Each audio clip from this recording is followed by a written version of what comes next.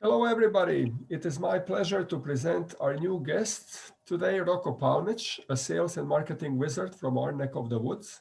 He was raised and schooled in Austria, and since the start of his career, he worked in many amazing properties such as Park Hyatt Vienna, Intercontinental Prague, Regent Montenegro, Chedi, Muscat, Oman, to name only a few. Roko, thanks for joining us. We are honored to have you with us today. How are you? Thank you, Domagoy, for this invitation, and it's a great pleasure to be here with you, and looking forward to a very successful and fruitful discussion now ahead. Thank you. Thank you so much. I'm very excited about this conversation. So tell us about your beginnings. You were schooled in Austria and have something like 20 years of experience in sales and marketing, mainly or all in upscale hotels, stretching from Marriott, Intercontinental, Park Hyatt, Regent, Chedi, and others. So please tell us what's in it for you in hospitality that makes it so moving, and just describe to us your career path. So I finished my hotelier school in Austria in Bad Ischl. It's it's next to Salzburg, 45 minutes of Salzburg. And then after that, I decided, my parents were not very happy, but I opened immediately after I graduated at the faculty my own bar and restaurant. Yeah? So this was my first step in the hospitality. Even my Croatian family, the mother's part, I must say, everybody's in hospitality and in hotel and tourism. So I decided to open my own restaurant and bar, and this took almost 6 years. So after 6 years, I said, "Come on, back to my roots." I would say to the hotelier's roots from the family, like. And I started at Dorint Hotels. Was a big golf resort with 45 holes golf resort. It was at that time the biggest golf resort in Europe, and I started at the front office. So in this front office, the receptionist, I made my career up to the assistant front office manager.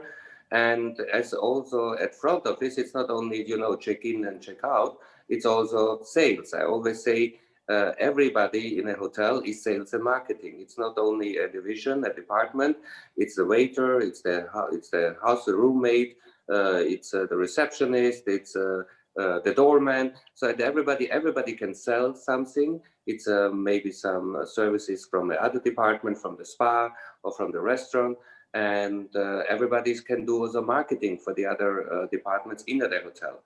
So that's why I had my first, I would say, sales experience at the reception, where you sell not only a room, it's also a spa treatments, it's also golf courses, it's also excursions and so on. It was a combination of front office and the concierge as well. And then I had the opportunity to go to the capital of Austria, it's in Vienna, where I joined Austria Trend Hotels. It's a small, or even not at that time, it was small, but now bigger. It was at that time more Vienna focused, but now it's also Austria focused company. It's called Austria Trend Hotels. And then I had the opportunity to join the Marriott Vienna as a sales manager. There I was also had my first experience that sales is not only traveling around the world and having some nice dinners and jumping from one fair to another, because there's a big segmentation of your clients. It's a corporate client, it's a leisure client, it's a I don't know, it's a business client, and it's not only sales to be on the fair, it's also the local sales in Vienna, which is very important in your to be also on the spot in your market or in the local market.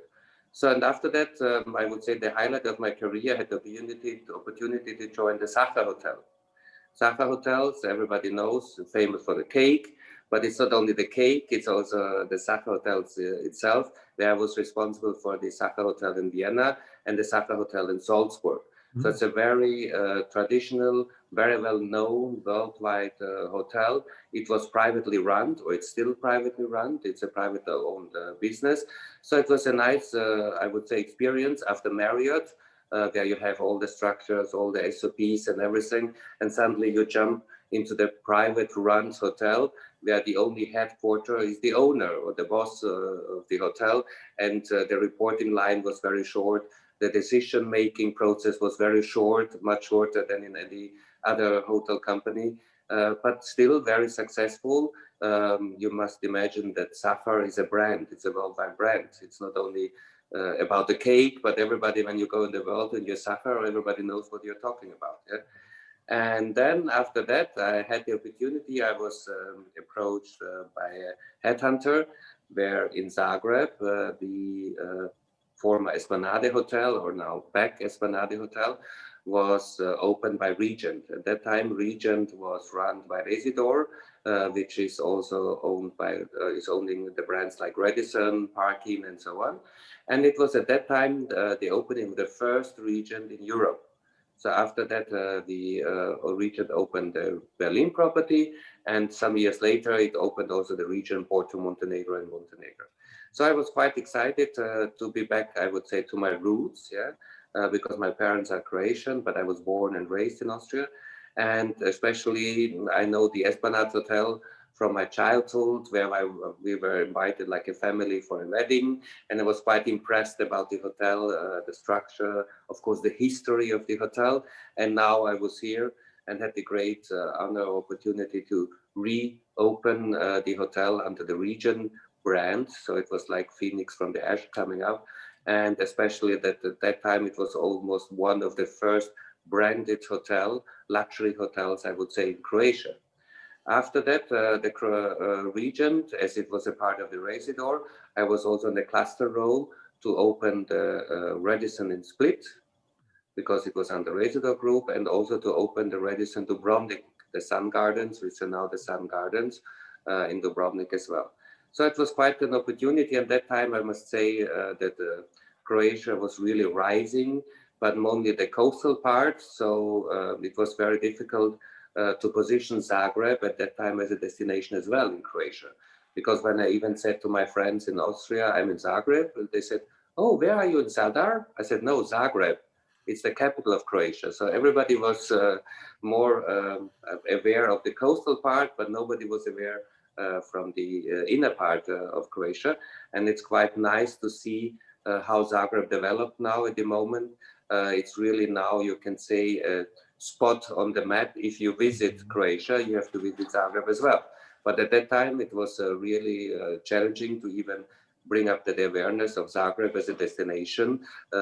Is it cultural? Is it natural? Is it just a city break, whatever, or a stop over to fly in or fly out before you visit the coastal part of Croatia? But then with the combination of Split and Dubrovnik, it was much easier to do like something round trip offers in there to include Zagreb as well. So after the Regent in Esplanade Zagreb at that time, I had the opportunity. I was also self-employed. I had my own consulting company. It was a consulting for focused on sales and marketing, of course. And my two main clients were the European Bank of Reconstruction and Development, which had the project on Lochin. It is now the Lochin Hotels and Villas, everybody knows.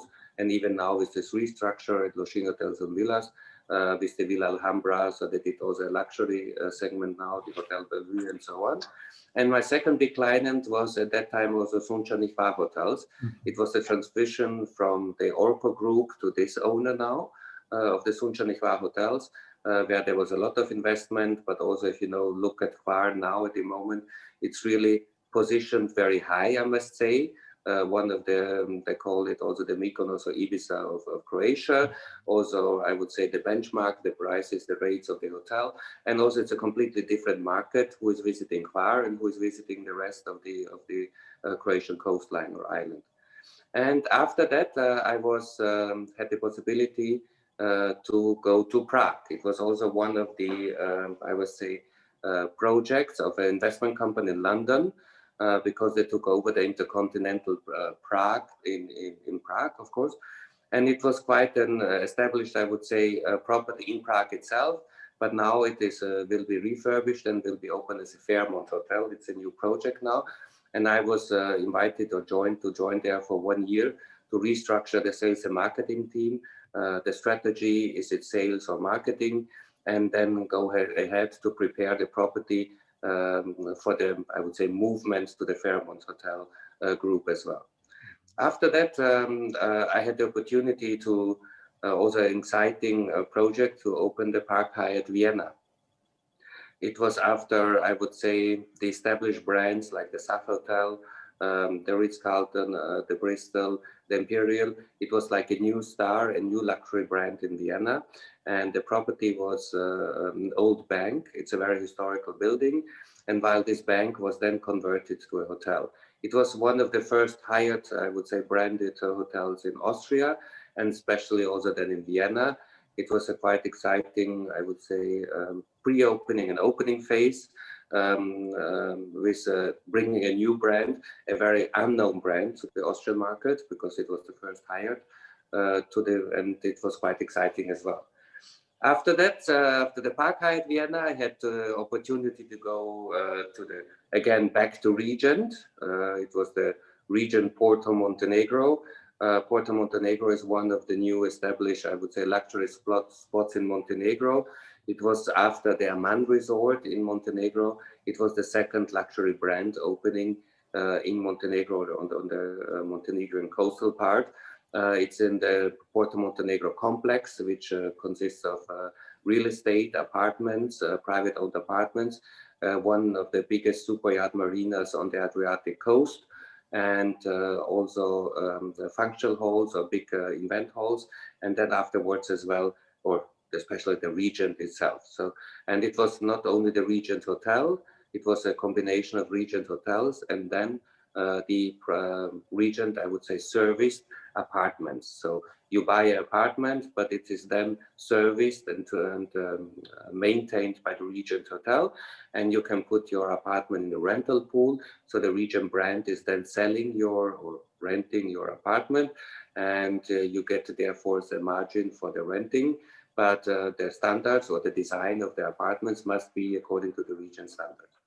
And that was almost for 3 years. And then after 3 years, I had the opportunity to join the Chedi group. It's not the Chedi group, it's GHM Hotels. GHM Hotels is at that time still a private owned hotel company, management company based in Singapore. The CEO is Swiss origin, and he established together with Sega, the Amman Resource established the GHM Hotels groups and the Chedi. So one, I would say, the Chedi Muscat in Oman is one, I can say even one of the famous one, because it was designed by Jean-Michel Gatti. Jean-Michel Gatti is very known for minimalism. So it's only, I would say, wood, marble, and stone in the rooms or in the whole property. It's very clean. Everything is very I would say minimalistic, yeah. And it was at that time when it opened, one of the wow, what's that kind of hotel? They don't have curtains in the room, they don't have carpets in the room, they have very clear lines in the whole resorts. And at that time it was like I would say a rising star in the hotel industry, and it's still today. And the Chedi brand itself then established also in Bali, even the one is now in Montenegro as well, and one in Switzerland, in Andermatt. It's also very unique. It's more like a chalet style hotel, but still very minimalistic. And then I was there for more than 1.5 years. And during the situation, which is happening now all around the world, I'm now back to Europe, and I'm now back to, I would say, Zagreb here. But I don't know where my home is. Is it Austria or Croatia? I always say I have a Croatian soul and the Austrian mindset, and people say it's better than the other way around. I don't know why, but now I feel home where I am. So at the moment I'm in Zagreb now. At the moment. Wow. That was a hell of a career path, right? Yeah. That is one hell of a career path. And so since you work in sales and marketing, and you worked in all these brands and all these amazing destinations. So when we speak about the supply and demand, can you please describe the main differences between, say, doing your job of marketing and sales in Prague or Vienna from working in, say, Montenegro and in Oman?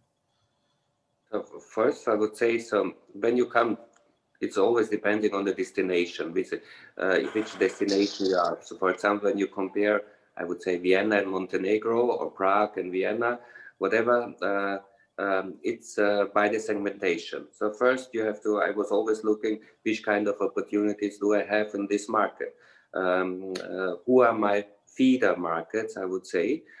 Feeder markets are also depending on the flight connections. So first, of course, even train or even by car. Who are my feeder markets and what kind of segments? For example, the segmentation in Vienna and Montenegro. Vienna is more like a city hotel. You have, of course, you have a leisure part, but you have also a corporate part. You have so business travelers.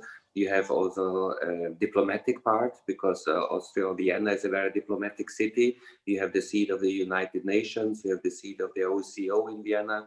You have the seat of the OPEC in Vienna. So it's also more a diplomatic segment there.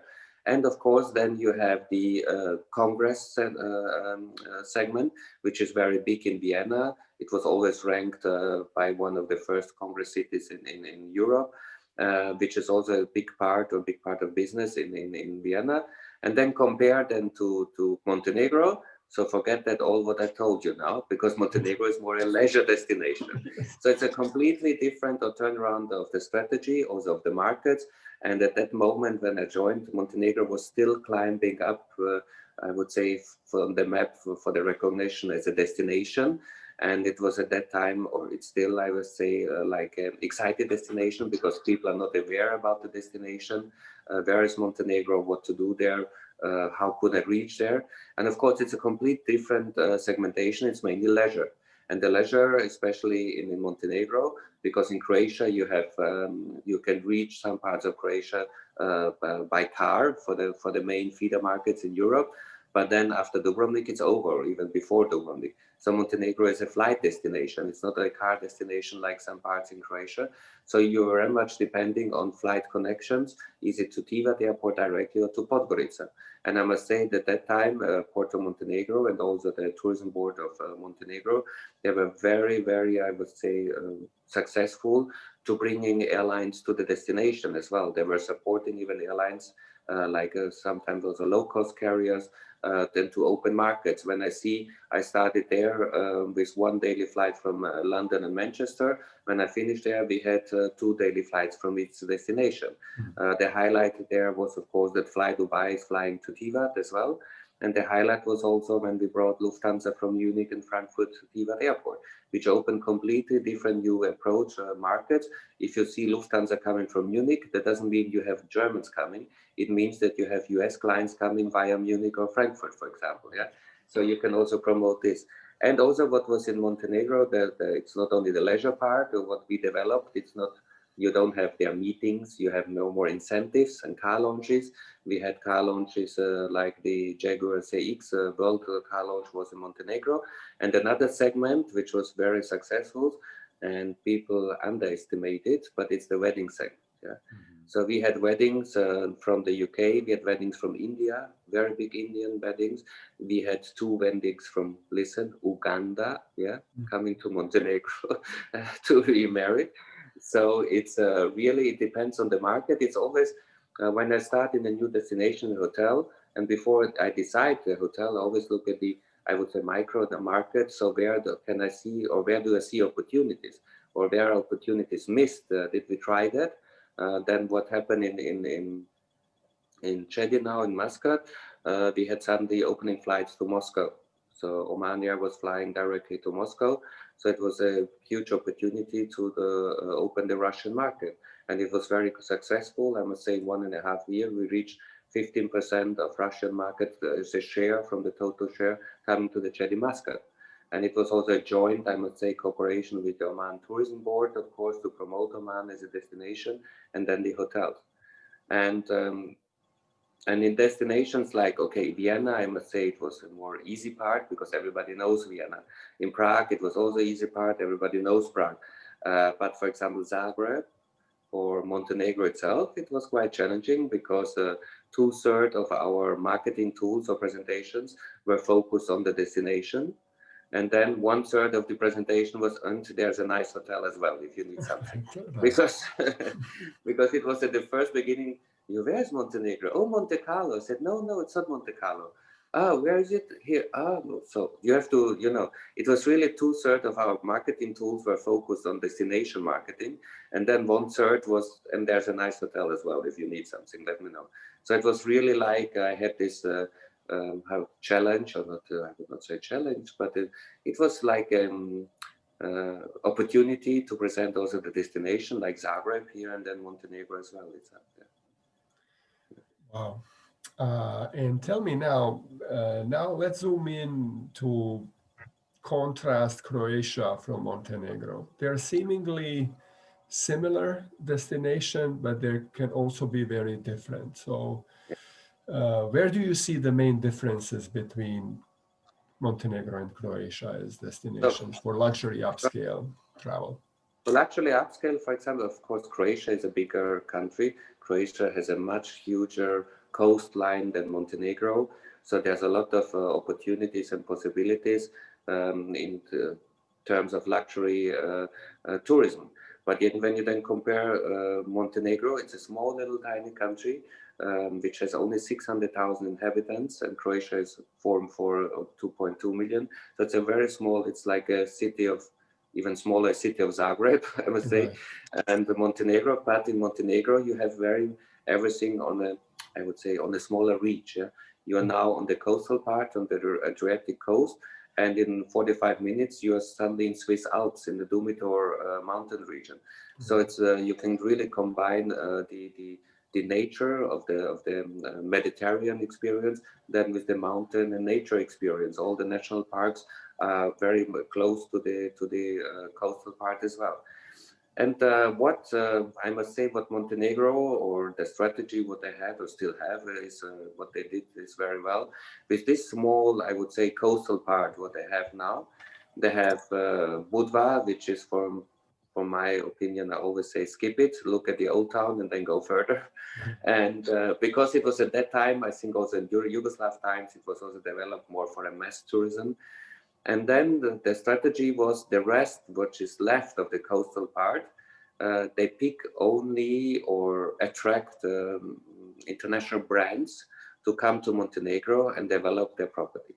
So why I think this is a very good decision, because they realized that, I would say, 20 mass tourism guests spend the same like one luxury guest in the country, yeah, or a lot more per day, yeah. So what, with this small tiny country, they cannot attract more mass tourism. They have to focus on the individual luxury tourism. So that's why they decided to attract these luxury brands coming to Montenegro. And why international luxury brands is good. For example, with Aman was the first one, Regent was the second one, the third one was then Chedi. Now One and Only is opening now. Yes. End of October. Yeah, end of October, 21st of October, I think they're opening. One and Only is opening.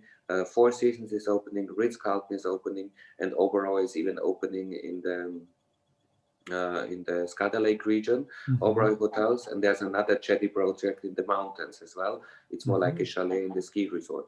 And but Four Seasons we hear in Luštica Bay coming to Luštica. Yeah. It's next to the Chedi. There's another bay, and there's the Four Seasons. It's a Qatari investment. And what is good about these brands? Every brand does his marketing. So I had when One and Only was still not open, I had a Regent, I guess, and she was coming from a Caribbean island, and she was working for One and Only. I said, why did you come to Montenegro? So how did you find us? She was coming from the Caribbean island. Yes, I heard we are opening. She was working for One and Only. We are opening a new hotel in Montenegro. So I checked it and I liked it. So I decided to come to Montenegro. So if she wouldn't see that there's a One and Only coming to Montenegro, so she was, oh, that must be interesting. Why do they open a One and Only in Montenegro, or the same with Ritz-Carlton or Four Seasons?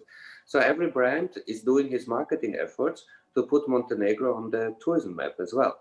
So at the end, the tourism board cannot relax, oh, they are doing my job now. No, but still it helps, it supports a lot, And in compared to Croatia, I would say where there's a lot of focus on the mass tourism, because you have to know that you see still Germany is number one market in Croatia. Then it comes to uh, Austria or German-speaking market.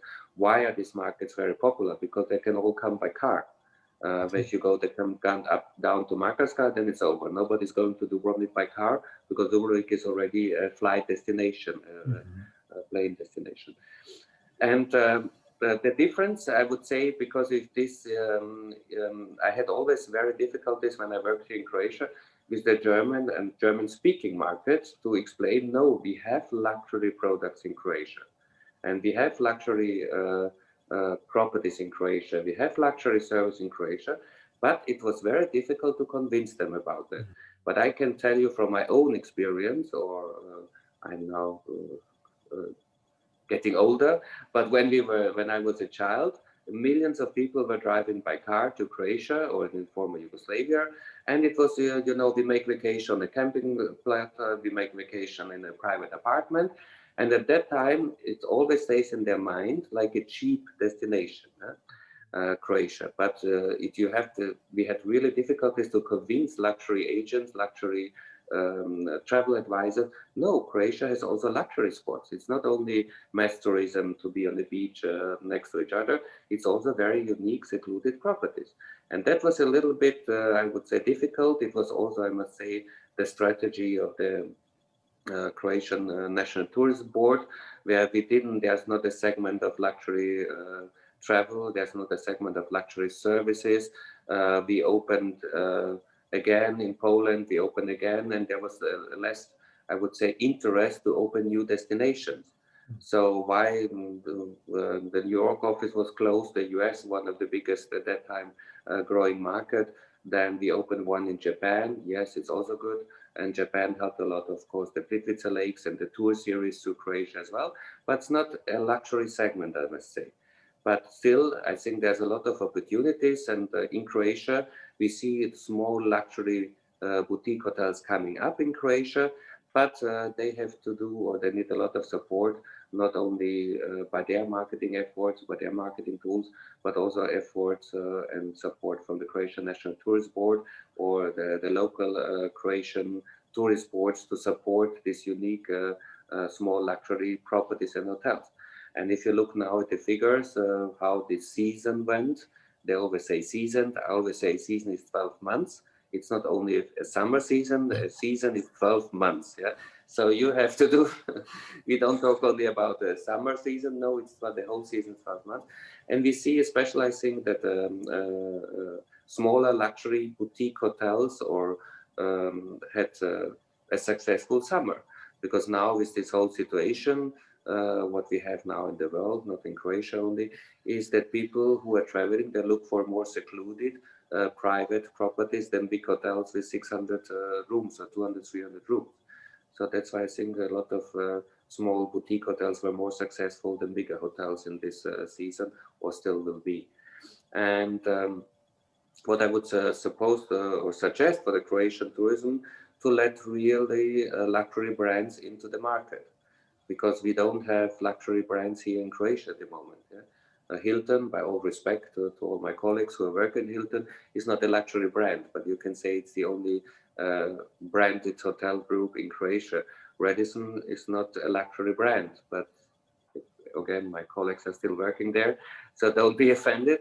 But we need, or Croatia needs, we know there were some projects of Four Seasons in Park, there was a project of Ritz-Carlton in Dubrovnik, and suddenly all this, you cannot hear anything anymore about this project. But this would be quite helpful also for Croatia in general, to put Croatia on a luxury travel map in the mind of travel advisors and travel agents around the world. And you, Roko, you also mentioned travel agents. So can you tell us about sales channels in the luxury segment? How much do you rely on travel agents, and what the role of OTA is? So especially in the luxury segment, especially very high-end luxury segment, you need a travel agent or a travel advisor, because all these clients or travelers from this segment or for this segment, they will not go on booking.com and check the rooms. They call their travel agent. Listen, I have 1 week break. I take my kids and my two, I would say kids and 2 wives. No, the other way around. My wife and 2 kids. Sorry. I take my wife and my 2 kids, and I want a private jet, and I want the relaxation for 1 week. Where do you get us, you know? So because they don't have time to surf on booking.com or whatever, and especially travel agent associations, I would say I always work with Virtuoso. I don't know if you heard about Virtuoso. It's a luxury travel agent association, mainly US focused, but also South America and some in Europe. And the counterpart of Virtuoso is Traveler Mate.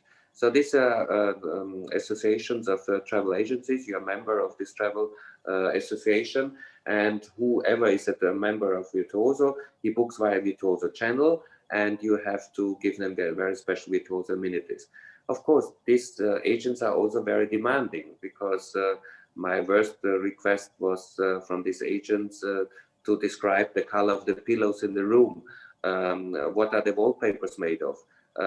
Then you get a list of pro and nons from the travel agent for the client, because they're almost traveling with the client virtually, and they know exactly the client doesn't want the Mercedes limousine, he is allergic, he doesn't like this music, whatever. You get a list of everything.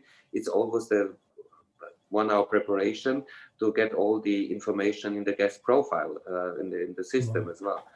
And that's why I say travel agents, especially in the luxury segments, are still very important, because the luxury traveler, he relies on the agent or the advisor. Is it safe? Can I go there? Is it clean? That's why also important that you get these travel advisors for a familiarization trip to your property, to convince them, yes, I'm the choice, the perfect choice for your client if he looks for this and this and this. And especially in Virtuoso, they have also Virtuoso on site. Virtuoso on site is a local DMC. So he's a local ground handler for the transfers, for the excursions, whatever. And for example, at the moment, there's only 1 Virtuoso on site. There are 2 in this region, in Croatia and Montenegro. But both are based in Croatia, and they have also sub-offices in Montenegro as well. So at the moment, there are only 2, but these 2 are doing very well and a great job, I must say. And also, I remember when I worked in Sunčanipa hotels, we had the opportunity to host one of the owners. You can Google it. It's Teresa Perez. Teresa Perez is one of the biggest luxury travel agents in Brazil, in Sao Paulo. And I met Mrs. Teresa Perez and invited her to Hvar through a local DMC. It's a Virtuoso on-site DMC. And Mrs. Teresa Perez was doing a local Brazilian, I must say, like travel show until she was very famous. And she spotted Hvar as a new destination on the Croatian island. So if you look at the statistics of Hvar town itself, and you will be surprised how many Brazilians are visiting Hvar. And if you go to Brazil now, you know where's Brazil? Very far away. But if you go to Brazil now and you say Croatia, everybody will say, oh, Hvar.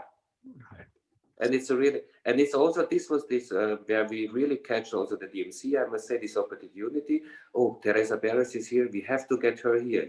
We have to convince her. Yeah. And you can look, Domagoj, at Hvar statistics of nationalities. Suddenly you will see Brazil, yeah?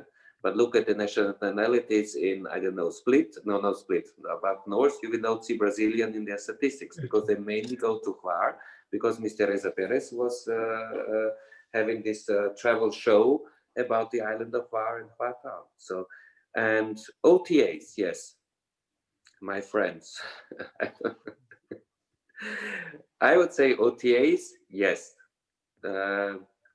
They have a strong search engine optimization. Whatever hotel you look now in Google, you put Domagoy Hotel, and I promise you there will be Booking.com on the first line in Google, whatever you put. If you search Domagoy Hotel or Roko Hotel, there will be Booking.com. They will find the Domagoy Hotel or Roko Hotel. Yes, it's a good, I would say it's a good, it's also a marketing tool, I would say, because it depends on how your positions, if you're a preferred partner of Booking.com or of other OTAs or not, how are your positions on the Google search. Yeah? But I would not say that a luxury traveler will use Booking.com or other Agoda, whatever OTAs. But for a research, maybe he will look at it. At the end, maybe he will book also. It's also another thing with the reward programs. Yeah, if a traveler is a member of a reward program, he would rather book directly with the hotel and get more benefits, because hotels are promoting you book direct, you get, I don't know, an upgrade, you get discount on food and beverage services and so on. Yes, but still OTA is one, I would say, one tool, of course, for more, I would, smaller private hotels, also big chain hotels, but not in the luxury segment. Of course, please don't get me wrong. I was with all my properties, what you see in my CV or in my career, we were all on Booking.com. The only what happened to me in Park Hyatt, that we beat it, Booking.com with the ranking. But this cost us a lot in search engine optimization. Yeah, Right. but we beated it. So whatever country, whatever market, you googled for Vienna Park Hyatt, we were the first. Vienna luxury hotel, we were the first one.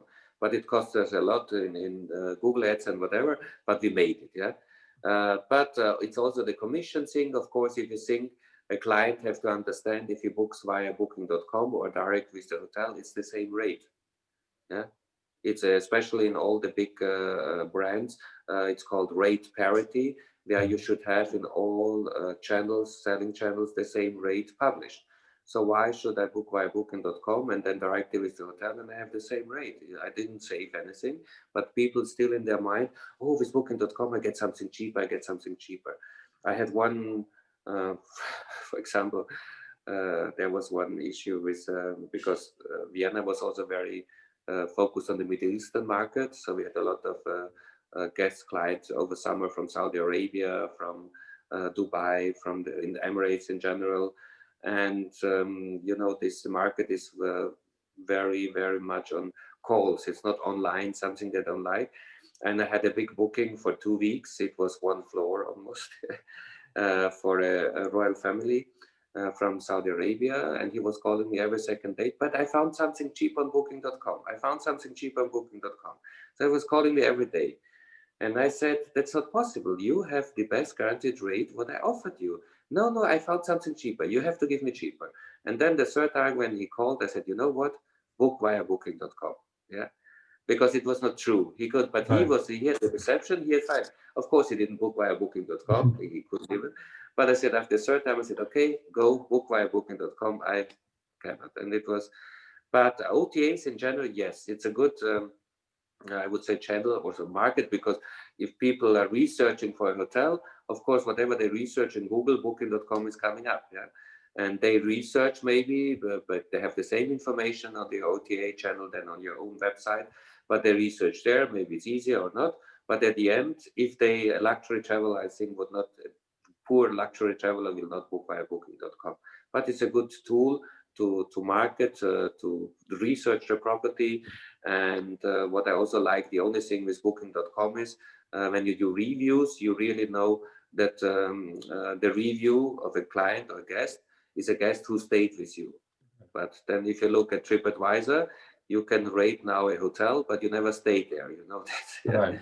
I can rate a hotel. I never stayed in this hotel. But in Booking.com, the rating or for the reviews, yes, I would look at the reviews of the Booking.com or OTA, because I know that this guy stayed there. He had a night there. But with TripAdvisor, you even don't have to stay there. You rate now hotels without even staying there. Right. Yeah. So OTAs, when they first arrived, or even today, they're a big challenge to hotels. And we know that hotels made various strategies such as stop clicking around by Hilton, different marketing campaigns to incentivize guests to book directly, as you said. But we now see that Marriott homes and villas are getting themselves involved in the OTA market. Can you tell us something about that? How you see the situation with Marriott coming into that segment? So Marriott was one of the big, always one of the big fighters against OTAs. Yeah, there was a Marriott Armada fighting against these OTAs because they said, why do you have these guys here? At the end, the client pays the same rate. It's not cheaper. It's not. You didn't get more value for something. Something is going on here. And there was a big and even a big war coming up that Marriott will cut all OTAs. So you cannot book a Marriott hotel via any OTA in the world. And Marriott is still one of the biggest hotel companies or hotel chains in the world. Even now in these difficult times, they don't lose properties, but it's not to underestimate Marriott, the Marriott Armada with all these segments from the 3, 4, 5-star to the luxury. Then even now when they merged with Starwood, they even got even very much bigger. They've got more power to fight against the OTAs. And this now what Marriott developed now with this villas, Marriott homes and villas. If you look at this website or research, you can see that they act here more like almost like a OTA, because they offer these villas. They have contracted some private secluded villas around the world, and this is not only, I think, the strategy that fight against the OTAs. It's more an opportunity with these times now, where they see that people don't want to stay in the Marriott San Francisco with 600 hotels or whatever, with 600 rooms, sorry. Big properties, they see now the focus of the clientele to go to some private secluded properties, and this is the best villas. They put on the villas, they have to follow some SOPs, Marriott SOPs, like the same with Booking.com. You have to fulfill all these fire alarms, security things, how many emergency exits, whatever. And the same, they put the SOPs for the villas. If you fulfill this standard, you can be a part of the Marriott homes and villas. And yes, they act here like almost an OTA.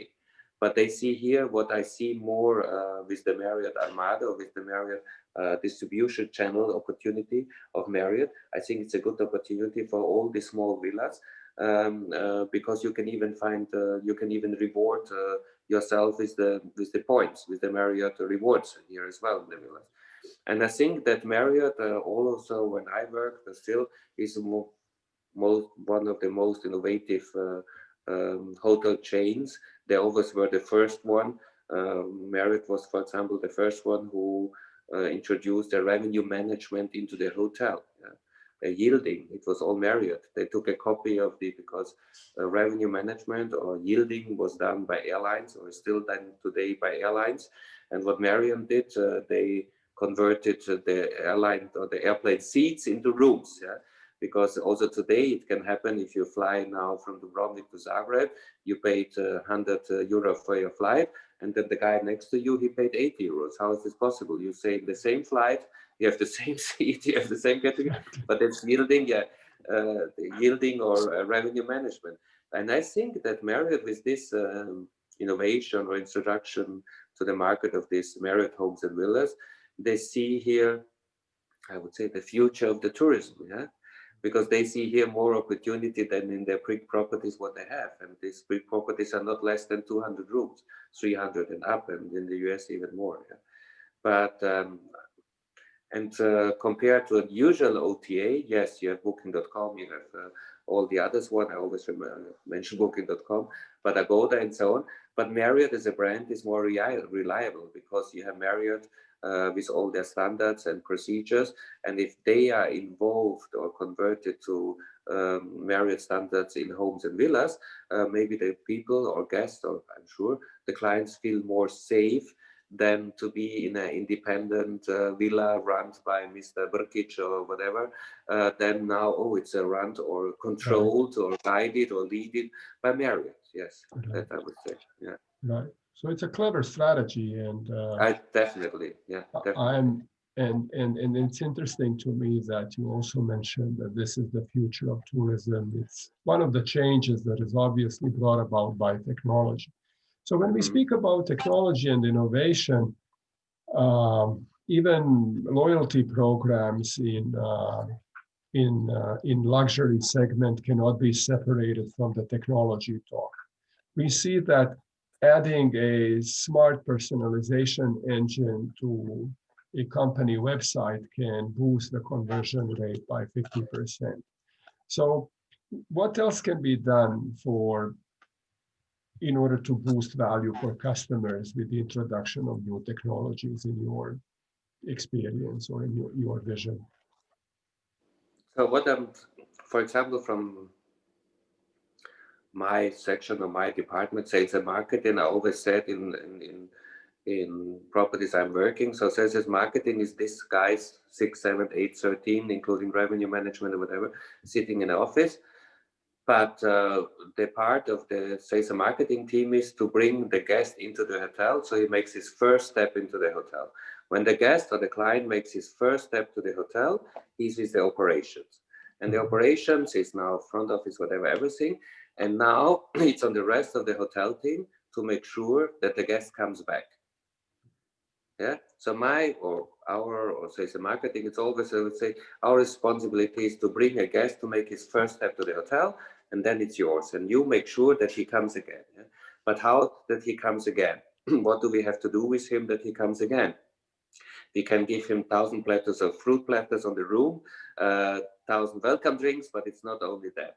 I think it's the personalized thing. Yeah, it's really the personalized thing where we had introduced, or we had also in some other brands in Park Hyatt or Chedi, where we knew exactly where every department is now number guest number, room number 311, Mr. Domagoy. He's sitting on the breakfast and he doesn't like, he likes only egg white omelette. It's a simple thing, yeah. And we had a guest profile. So in every morning meeting, we went to the repeat guest, and we had exactly what is this guy demanding the last day. And when he comes back, or when he's coming again, we know exactly. And the waiter came to him to the breakfast. Egg white omelette for you, sir. And he was amazed. You know, how do we know that? Yeah, but it's these small things. It's not only the silver cutlery around on the table. It's not the crystal glasses. It's the small things. And to automate this, I think Domagoy, it's very difficult. Yeah. Yes, we can automate that he likes this room category. Yes, that he likes to be 2 hours before on the airport, not only 1 hour. But to automate things like, because we are still working here with humans, we're not working with cars or whatever. It's humans beings, and he is in a good mood today. Maybe he's in a bad mood tomorrow. I don't know. And my automatic strategy will not work when he is not in a good mood today. It will not work. Yeah?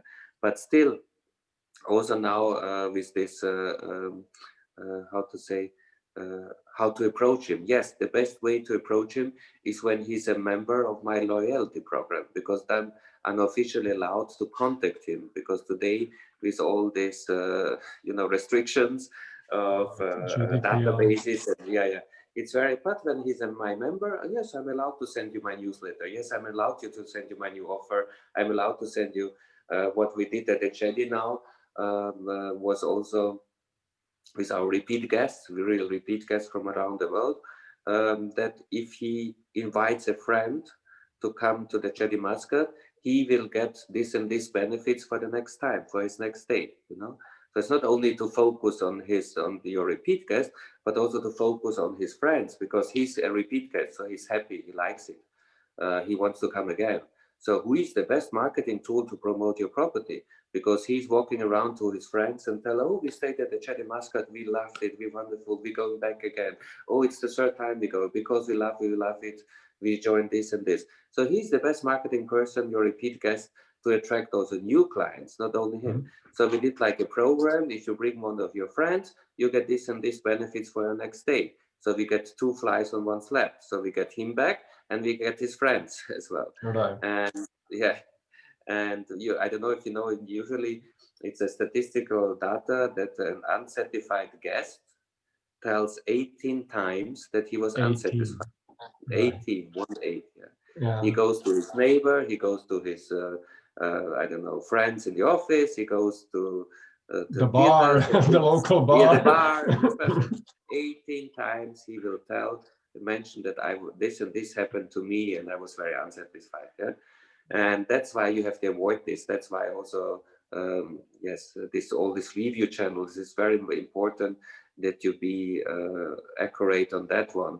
Take every comment what you have seriously and don't whatever you have comments on some review channels, you have to take everything seriously and try to calm them down and get happy. And I always say it's the best moment if you have unsatisfied guest, when you can convert the situation that he is a repeat guest. Yeah, even on property, I had one situation, the Regent Montenegro, where we really, I must say, messed it up. So it was really our mistake. But with all our efforts, we got one of our best repeat guests, and he even sends his golf club members and whatever. But we made us. It's a really nice feeling to make out of a bad situation in a hotel a very good positive outcome, and to get him as a friend and also as a repeat guest. And but again, back to your question, Domagoj, I think automating these things, it's very difficult. I don't know. You can automate, yes, to send him a birthday card, but that's it. Yeah, I would say. Right, right, But, right. We normally say that maybe the technological tools can tell us about what's going on, whether there is a birthday or whether there yeah, are some preferences. But what we do with that information is ultimately a human job, yeah, right? it is. But in your in your career, in your experience, you know that luxury consumers come in all varieties. You have adventuresome singles, you have romantic couples, refined business travelers, jet-setting families, and whatnot. And how do you craft the multi-pronged campaigns, marketing campaigns, to address all those groups? Is that something which is very hard, and what tools do you use to reach out to them and advertise? So that's you have to know. Uh, First, you have to look who are your feeder markets. Yeah. So, for example, I give you now back to Montenegro. My feeder market was UK, Russia, US, and even Middle East. Yeah. Mhm. So if you look at these four, they're completely different. Yeah. So Exactly. how could so, for example, start with UK. A UK guest, he doesn't go to the beach. He lies on the pool. You can do statistics. A UK guest, he doesn't go to the beach. He wants to be on the pool. Yeah? Then you have the Russian guest. He doesn't want to see the pool. He wants to go to the beach. Yeah? Then you have the US guest. He has pools and beaches around the whole US. He doesn't come. He wants another experiences, the local authentic experiences. Not only to be in the pool, excursion, culture, whatever. While these other markets, UK and Russia, they are more leisure, beaches, sun, relaxation. But in the US, it's not only relaxation, they also want the cultural part. And then you have the Middle East. He doesn't want to go to the beach. He doesn't go to the beach. He doesn't go to the pool, but he wants shopping. He wants also private excursions and so on. So how to combine your offers or target your offers to these different markets, and you have to do it according to the market needs. You cannot do one campaign. Weekend escape in, I don't know, Dubrovnik. So what is it? What is a weekend escape? Wow, I have breakfast included. I have Wi-Fi. Wow, I have a pool. I have it. That's not that. Yeah. If you want to target your clientele, you have to do specified targeted campaigns, and this can be done, of course, by your mailer database. That you really, I always did mailings but targeted to markets. I did one mailer for this market, I did one mailer for this market, I did one mailer for this market, and all the offers were completely different. So I really created offers for each needs of the market. It's not one general offer. No, it's a consumized, specified offer for the market. And then the same, it's not only, it's also online. You can do now uh, I used the company Georgian to do targeted online campaigns. Yeah, but these targeted online campaigns I did by the market, I did by the age of the viewer, I did by the income of the viewer, I did by the interest of the viewer on the website. Yeah, and I followed it. I did an online advert for a targeted market, and when he clicked on it and he went through the booking, I could see the return of investment of this campaign, and it worked very well. And if I see the conversion rate of clicking on my ad and then booking, it was very high. But it doesn't mean when he clicks on it, he books immediately. Maybe he goes then a day after, he has to discuss it with his wife or with his friends, and he goes the day after directly to my booking engine and books it directly. But definitely the offers or yes, the offers itself, they have to be specified on the market. Right. I remember there's the Arabian travel market in Dubai, and there was one agency from Croatia promoting on Croatia, and I've said wow, because the Middle Eastern markets, even in Montenegro, it was very high. In Vienna, it was very high, but not in Croatia. And I said, why? Because Croatia has so much to offer. What's wrong? You have directly flights with Emirates to Zagreb. You have Qatar Airways coming to Zagreb. You have where are this?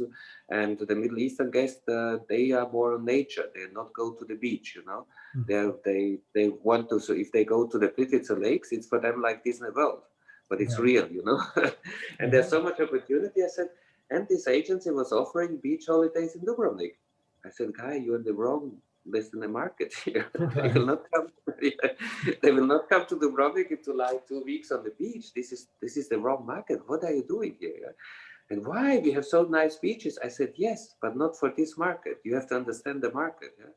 And you have to offer, you have to maybe have halal food. And then he had a brochure, for example, with the Dubrovnik Cathedral on the main thing, on the main page. You don't show, I would say, religious pictures or religious or on this market, you know. But he spent so much money to come to this fair. But I said, guys, sorry, this will not work for you. And I'm sorry for you that you spent the flight ticket, that you spent your overnights here, but you will not be successful with your offer. That's why you say you have to understand the market and the market needs. He can go with the same brochure to Russia or to the UK. Yes, he will be very successful. Yeah? But going to the Middle Eastern market, no, it's not the same. And this is people have to understand. Yeah. And so you used targeted ad campaigns. What is the role of the printed media, fancy magazines, and those things in the luxury segment? We sometimes hear it still pulls some weight. So what is your experience when it comes to that? So I must say, I was in my 6 years of the career, I was in every luxury magazine with an ad or with an editorial and so on, but I never paid for it. And I will not pay for it. But how did I do? Yes, it's still, of course, everything, the offline media, offline marketing is now taken over by the online marketing, especially in times like these, where people have home offices and they have more time to search on the internet or look at the internet. I would say that you can see that the online marketing increased. But offline is still important. Yeah, it's still important for your reputation. You can share your editorial in Tatla, Russia, about the Chedi Muscat, for example. But I never paid for an advert at that time. I always focused on editorial. I invited a journalist with an airline, with the tourism board, with the excursions and experiences, and offer the hotels and everything. And for that, I want the editorial about my hotel. But I never paid an advert the last 6 years, I must say, 7 even more. And I was in every luxury magazine what you have.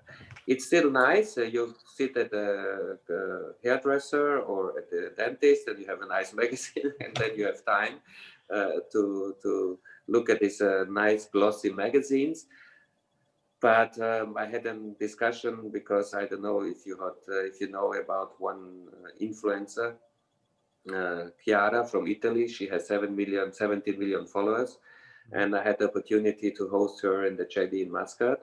And my chef said, "Yeah, but Rocco, you need something like Vogue or Elle, whatever here." And I said, "Dorian, this is Mrs. Vogue, Elle, all together in one. You know, Right. please focus on her. I don't need Vogue Elle. It's good." And I tell you, Domagoy, she stayed with us. I had a press coverage in Italy. I had an increase of the Italian market of requests, everything. Another thing I had also in Montenegro, because what is also very nice segment, I must say, also in Dubrovnik, I sure you experience it, is the movie film industry, you know. Where you get one film produced in your destination, you don't need advertising anymore. And yeah, and that's also why, for example, I was very successful in Prague because we had 3 Bollywood movies shot Right. in Prague, and the Indian market was exploding. And the same, I would say, for Dubrovnik. If you look what brought to you the what did you had?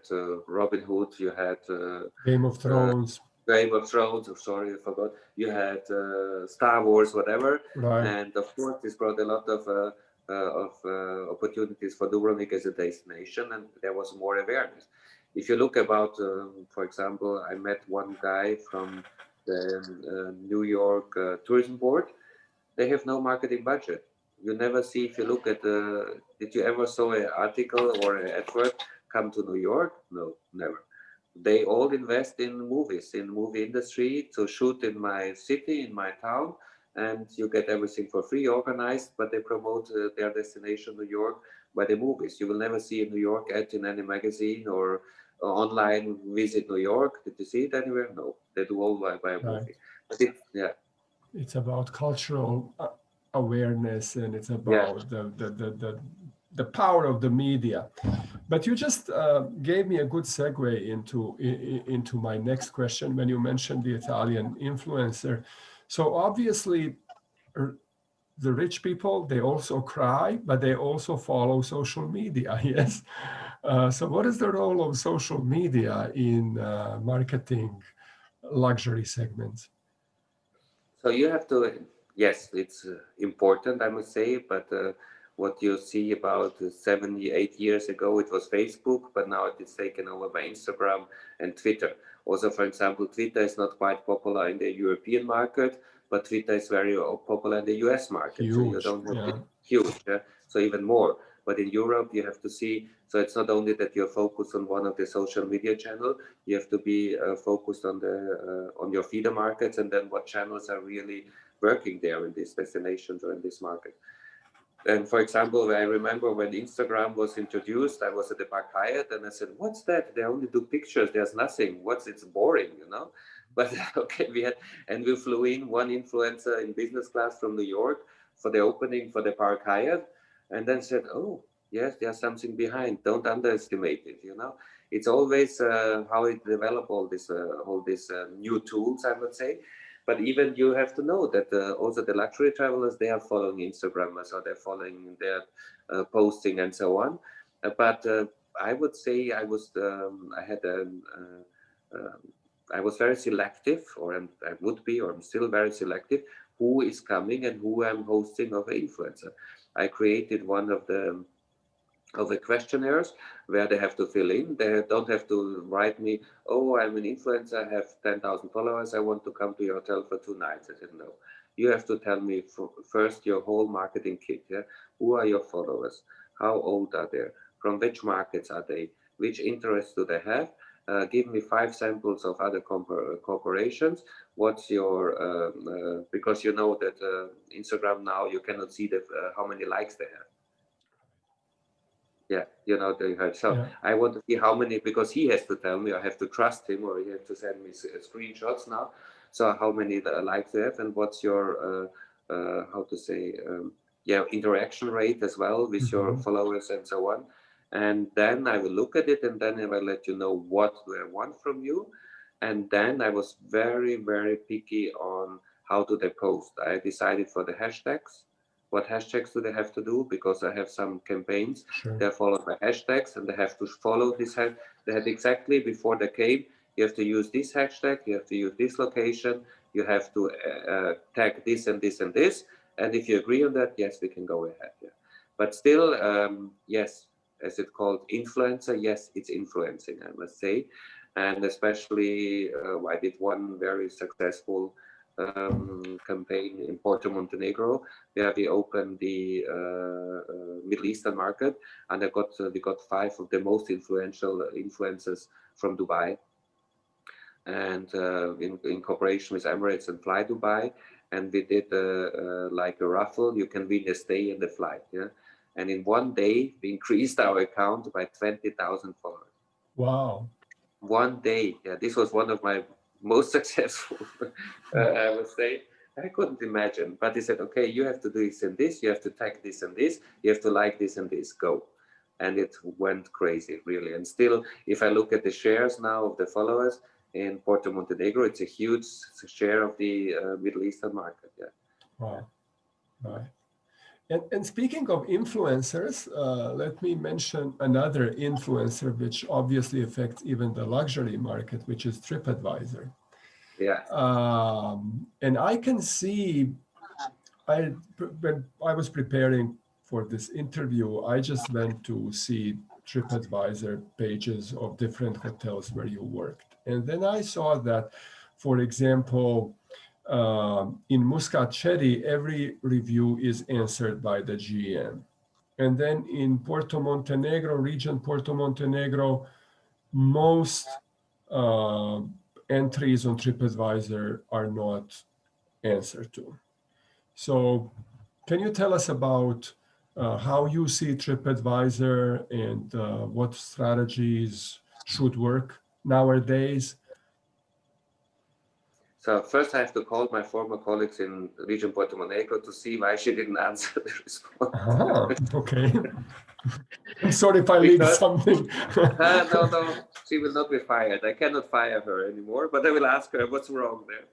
Because, it's, as I mentioned before, whatever comment you have, and with TripAdvisor, I told you before, you can even rate a hotel or restaurant, you never stayed there. Yeah? How nobody can prove that you stayed there. I can review now a hotel sitting here in Zagreb, to write something, I never stay there. Yeah? If I'm a bad guy. And also restaurants, whatever. But it's still that people are reviewing it. So what are the comments on this hotel? Yeah? Mm-hmm. And that's why it's very important. It's a positive comment, even, but you will always 80% of the comments are negative anyhow. So nobody is commenting something positive, because it's for sure that it's nice and positive here, but everything is negative. So it's not an easy part. And sometimes also, as I mentioned before, we are still working with humans here. There's also ego part included. Maybe you ignore the guest at the reception, not but on purpose, whatever. And it's we are still working here with humans. And with these humans working, sometimes you can solve this negative experience what the guest had on property. And if it's not so solvable on property, then it ends up on TripAdvisor. And I always say TripAdvisor is the naked truth. You cannot mess around here. It's a naked truth. If a guest feels like this and this, you cannot mess it up. And if it's messed up, and you can only make it, try to turn it on a positive way. And this TripAdvisor response is very important, because also another reviewers or clients, if they want interested in the hotel, they will maybe check at TripAdvisor. So what the clients say, what are they saying? And then I think it's more even important when the reviewer or the viewer sees that the management replied on this, yeah, and didn't ignore. And they will also reply on, yes, it was our mistake, it was not our mistake, sorry for that, come again, whatever. But you have something, the feeling, oh, they're taking care of the guests, yeah. That's why very important. And it's also very important to share the reviews with your team, yeah. Because for me in sales and marketing, it was very important that my F&B director, my spa director, Exactly. knows what are our guests telling about your restaurant, what are the guests telling about their spa experience. Is it true? Can you do something better? What went wrong? Can you give me some feedback? And also, it's very important that you share these reviews with all the management and the team members, even frontline, not only on the front, not on the back of the house, also on the front of the house, because a receptionist or a front office clerk has to know that what the guest didn't like during the check-in process, what did we wrong, why did he feel offended or whatever. But it's very important to take every review serious, whatever it's negative or positive, but give and respond. And even other guests who are viewing then your comments, you see, oh, they take every guest serious, yes, and they take the effort to respond and to make the guest happy again. And I will call my colleague in Regent Montenegro, what's going on? Don't mention my name. No, I will ask her. I don't want, very, I don't want my but picture so put at the door of the hotel. Don't let this guy in. But usually you have not only TripAdvisor, you can do reviews on Google, you have a Right. booking.com. And today I tell you, you need one head in your office to only maintain all these channels, really. Because you have to be on the top, you have to take one person to do all the Google reviews. It's only on the location reviews as well. What are the reaction? But that's why I used one tool, one general tool where you can cover all together, so you don't have to jump from one channel to another, and you can reply on every response on every channel.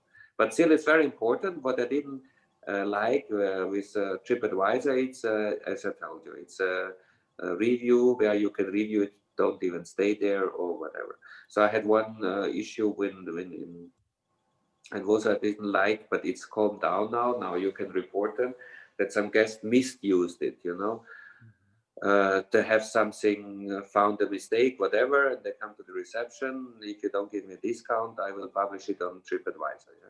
And this happened once to me on in Hua Island in one of the properties, where he mentioned that he found bed bugs in his room. So I checked his profile, and he found bed bugs in every hotel he stayed before.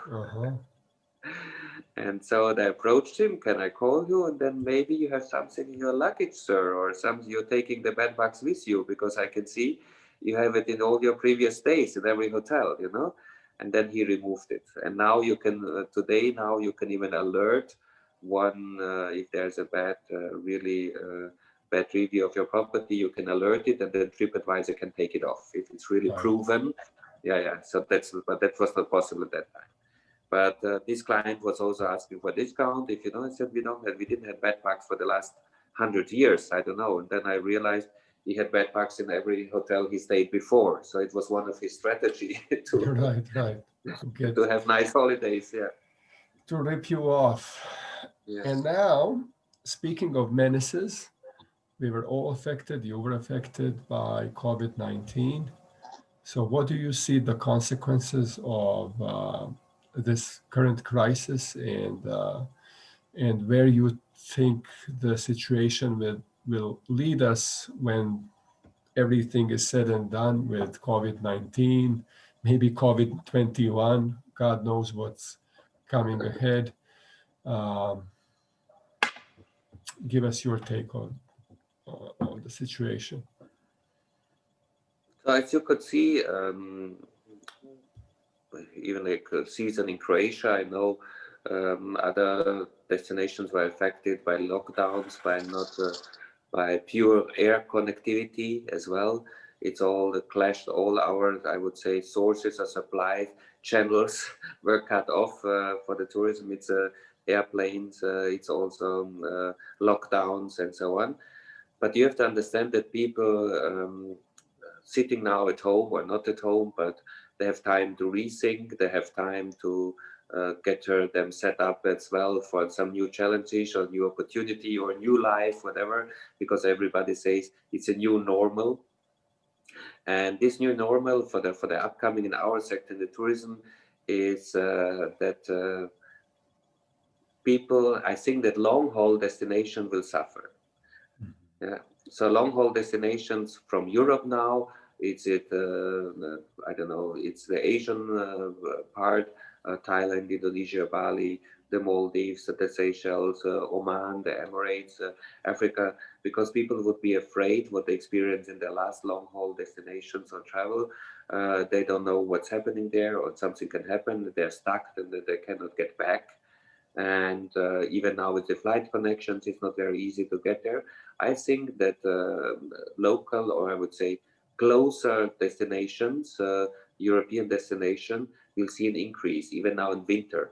I think also hotels in Croatia or Montenegro in our region who has winter facilities can now would, if they have winter facilities on their properties, it's indoor pools, spa, whatever, um, walking trails, bicycle tours, would have seen will see an increase of tourists coming to their properties and hotels, because people are afraid for long haul destinations. Yeah? They're more focusing on short haul destinations, even reachable by car, reachable by 1-2 hour flight. They feel safer now in Europe as leaving now the continent, because being away from the continent, who knows if they can come back, if they come back, if there's something happen in the long haul destination. I think they feel more safe in their continent itself. And I think even this is an opportunity for the European hotels and properties to focus on some winter offers or winter escape specials, because people want to travel. They are locked down now. They want to go out. They want to experience something new. Maybe they never went to Istria before, never thought about this, to go to Istria or to fly for a weekend in winter for Dubrovnik. It's even warmer. You have the sun, you have the sea. Okay, it's not like Thailand or Bali or the Maldives, but still you are safe. You feel secure, and you're not far away from your home. It's a 2 hour flight from every destination in Europe, whatever. And the future is still, I think that people feel more safe now in the secluded, smaller properties than big hotels with 200, 300 rooms, long beaches with 1,000 sunbeds on it. I think that people would like to prefer to stay more secluded, more exclusive in smaller properties. And I think that city destination will suffer as well, because a city, it's crowded, it's messy. It's also with the city destination now. Why do you go for a city break? Of course, it's not only shopping, but it's only for the cultural part. And the cultural part is always connected with museums. The cultural part is connected with opera houses. The cultural part is opera. So it's all a little bit, but people don't feel safe, I would say, to go now to opera house, even there's social distancing around, to go to a musical, whatever, to go to a museum where it's crowded. People still don't. They would like to go further to the countryside and have a small excluded villa, go for a bicycle tour, go for a vineyard excursion, whatever, and then go back home to your town and to have something like a feeling, yes, I was away. It was not Bali, it was Maldives, not Maldives, but yes, I was out of my environment and escaped a little bit of my daily life, I would say. And you can see even now in Europe, or that, for example, in Vienna, I can tell you that real estate properties outside of Vienna are increasing now than in the city center, because people want to get out and be more secluded and feel more safe than in the city center, having an apartment there. And yes, for the future also, uh, for our sales and marketing efforts, I think everything will switch to like we do now, on online meetings, online, I would say, presentations. Fairs, tourism fairs are not happening so much. If there's one, all are postponed at the moment. Main of the big luxury fairs, I don't know, ILTM in Cannes is also cancelled now, or you do online meetings now. So even the travel in our industry to promote our properties, to promote our destinations is a little bit cut off. And we are more focused now on online, on live, on webinars and so on, than before. So it's not this, how to say, face to face. Yes, it's virtual face to face, but I don't, yeah, it's also changing there, that I think why it's more important now to focus on online marketing tools, yeah, not on offline, because the only marketing what you can do now is made to focus on search engine optimization, Google Ads, and so on. And this targeted again by market what you want. I think also the markets will change, the feeder markets of every destination, because now you don't look, oh, UK market is very wealthy, they can afford my room. Now you have to look, oh, can he get to me? Does he have flights to my Right. destination? What happens to him when he gets back? Is he guaranteed when he comes back? So it's a completely different approach now.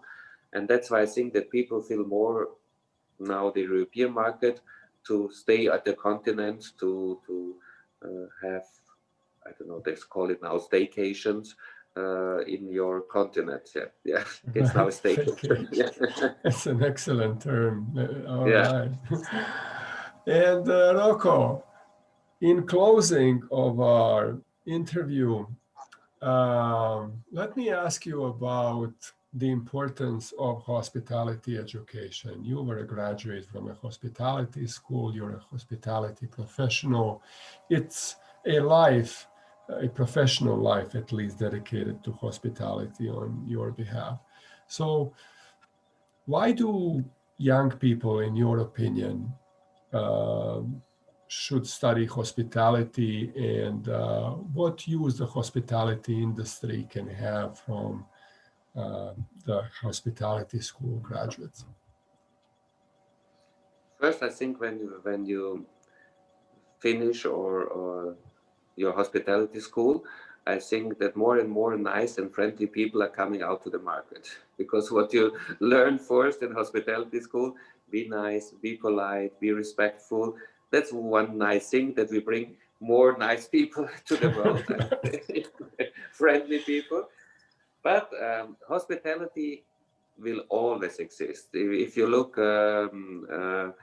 in the history part, we had wars, we had financial crises, but there was always a hospitality around. It was sometimes more successful, sometimes not so successful business parts, but there was always, in all crises of the world, we had a hospitality existing, I would say, branch in our surrounding, in our city, in our country, whatever. But the hospitality itself, it's not only, you know, I graduate now in this faculty, and I'm now a general manager. No, that's not. Yeah, you understand. I would say in these faculties, or the same happened to me. It's not only me that I learned that a bicycle has two wheels. A bicycle has two brakes, one in the front, one in the back. But then, after my school, or after I graduated, I learned how to drive this bicycle. Yeah, and I learned it by day. I would say the hardware, or I learned at the school, but the software I learned in my experience during my appointments in all these different positions and hotels. Yeah, but I had a base of the understanding that this bike has a front wheel and back wheel, has a brake in the front, has how to work. But learning to cycle or to drive this bike, I learned through all my experiences and all my positions in these different hotels and different destinations. Yeah, and it's a learning by day by day, and that's, I think, the most interesting part in our industry, because our industry is we don't have fixed procedures, we don't have fixed I don't know, SOPs, because in our industry trends are changing daily. So if you buy I don't know, a washing machine, you know, it has to be thousands around, it has to be 40, 50, 60 degrees. But in our industry, it can be tomorrow like this, and the day after tomorrow it beats, and in 2 weeks, it can be like 2 weeks before. So it's really like, I would say, this is the interesting part in our industry, that it's not something stubborn, it's not like something fixed, it's always changing. So if people really would like to have changes, I don't know, it's really exciting also all the time, because it's always something new. If you look at my career, I really jumped from one destination to another, because not because I was bored, because of the excitement about all this. What can I experience there? What can I learn there? How can I react on this and this market situation? How can I make some campaigns successful, what would be the best success strategy for this market or for this hotel. And I think that's the interesting part in our industry, because it's nothing like today. Everything is changing. If you're a flexible person, if you're willing to be flexible, to learn a lot of things, then you're in the right, I would say, industry. And especially you can see now, I survived the financial crisis in 2007 to 8 to 9, you know. All the stranger, we changed completely the strategy. Now we have this other crisis, I would say, but we will survive also this crisis. But it will be another normal. But hospitality will go ahead. It will go maybe be different like before, but still the industry itself will exist. And I always say, don't in our industry, you have to be flexible. You have to be willing to change some things, not only your strategy yourself, because the approach to some clients or market is completely different. You have to be a good, I would say, player or actor as well, because you cannot act your selling strategy on the Russian market the same on the Middle Eastern market. Is completely different. Yeah? And I always give thumbs up to your also to your students as well. And but now you learned the hardware of the bicycle. But the software you will learn when you're out of the school, and then you will see how to ride this bicycle. And you have one day you will turn left, right, up and down, but it keeps you still exciting and moving on. That's the nice part in our industry. Roko, I would like to thank you for this, not just food for thought, but feast for the mind. And I would like to wish you all the best in the future. And I would like to greet you until our next meeting. Good. Thank you, Domagoj, also giving me this opportunity. And it was a very nice chat, and all the best for you and your students, and thumbs up. Yeah. Keep you posted and keep safe. Thank you so much. Yeah. And this is the end of our conversation. Thank you.